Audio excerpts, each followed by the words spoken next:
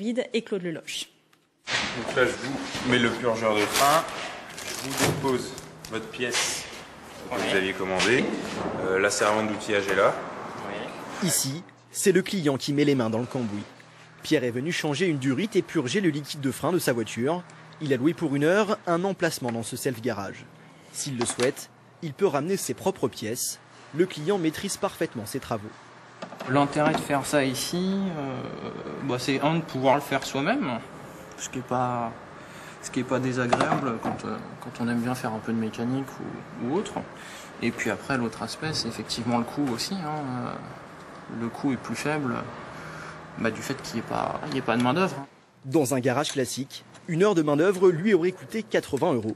Ici, sans compter le prix des pièces, les travaux ne lui reviennent qu'à 35 €. Et en cas de doute, Pierre est épaulé par un garagiste. Elle a dû coller un peu la durite.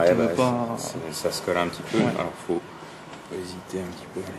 Même des gens qui sont confirmés en mécanique, sans être professionnels mais qui ont l'habitude, vont venir faire certaines choses pour avoir ce côté, être rassuré, de ne pas faire de bêtises ou de trop démonter des choses qu'il ne fallait pas démonter. Lancée au printemps dernier, la formule ne cesse de séduire de nouveaux clients. En se positionnant comme une alternative au garage classique, Cars s'est engouffré dans un marché à prendre. Pour certaines personnes, c'était assez formidable. Ça faisait un moment que je voulais faire des trucs moi-même, réparer ma vidange, etc. Et je peux plus me baisser ou j'ai pas accès, devant chez moi, dans une cour, c'est pas évident. Comme il n'y en avait pas avant, c'est quelque chose qui était attendu, quoi.